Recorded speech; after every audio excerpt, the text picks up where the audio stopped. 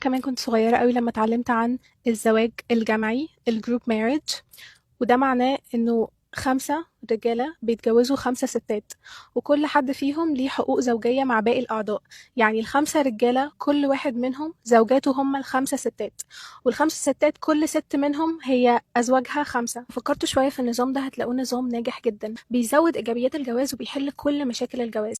جاي اتكلمنا عن الزواج الجماعي، يعني جاي اتكلمنا عن فكره الزنا، يعني ان هي شايفه ان الزنا ده حاجه عاديه جدا، وان احنا مفيش مشكله ان احنا نعمل جروب ونتعامل عادي مع الموضوع، وان ليه فوائد. يعني هي طالعه تتكلم ان شايفه ان هو ليه فوائد، وطالعه بقى تنصح البنات وتنصحنا ان هو المفروض ان احنا نعمل زي الناس دي. ما عداش عليها في كتاب دين ولا في كتاب طبخ ولا في اي كتاب فكره الزنا دي، ما تعرفهاش يعني.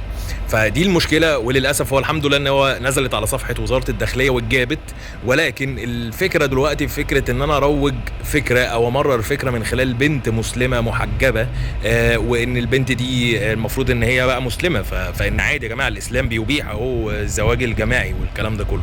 وللاسف ان هي ما تعرفوش ان في الاسلام الست ملهاش جواز غير من راجل واحد بس، وان الراجل ملوش ان هو يتجوز واحده متجوزه، وان لو حصل ده يبقوا اسمه زنا، وليه حد في الاسلام، وليه عقاب في الاسلام، وليه عقاب في القانون، وليه عقاب في كل الاديان وفي كل حته في الدنيا، وان اي حاجه من دي تبقى شذوذ عن الطبيعه وعن الفطره، وان ده ما ينفعش. فبالتالي يا ريت يا جماعه ما حدش يسمع من اي حد بيتكلم على السوشيال ميديا، وان الكلام اللي بيتقال ده حرام وغلط. قول لي بقى رايك في التعليقات، متفق معايا ولا لا؟